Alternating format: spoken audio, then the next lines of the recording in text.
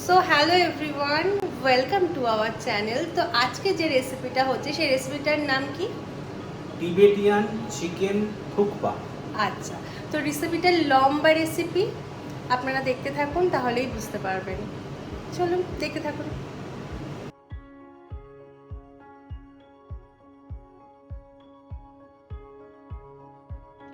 নমস্কার, আমি অরিন্দম। ইনি হলেন এই চ্যানেলের মালকিন। আর এই যে যাকে দেখছেন, ইনি হলেন এই মালকিনের মেয়ে। এর নাম অর্নি স্মিহা, মানে আমাদের কন্যা। আমরা না খেতে ভীষণ ভালোবাসি, তাই আজকের recipe Tibetan chicken thukpa. Just সবজিগুলোকে একটু ভালো করে কাটিং চপিং করে নিন, তারপরেই স্প্যাগেটিগুলোকে ভালো করে গরম জলে স্নান করিয়ে নিন। ব্যাস, তারপর তুলে নিন।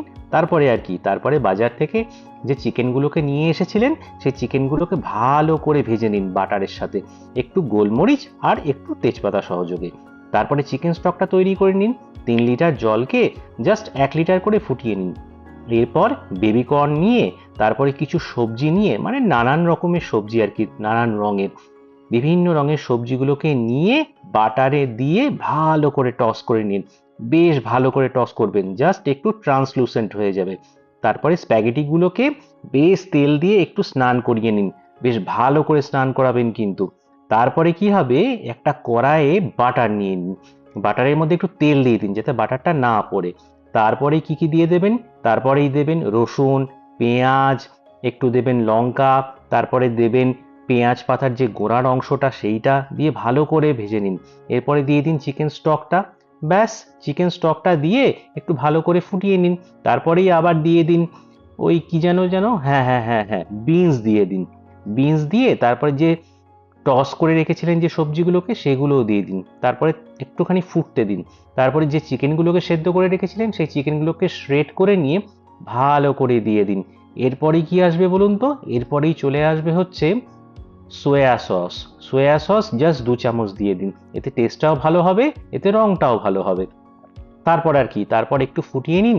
ফুটিয়ে নেওয়ার পর গোলমরিচটা কিন্তু ভীষণ ইম্পর্টেন্ট, গোলমরিচটা অবশ্যই দিতে হবে। গোলমরিচটা দেওয়ার পর আবার একটু হালকা করে ফুটিয়ে নিন।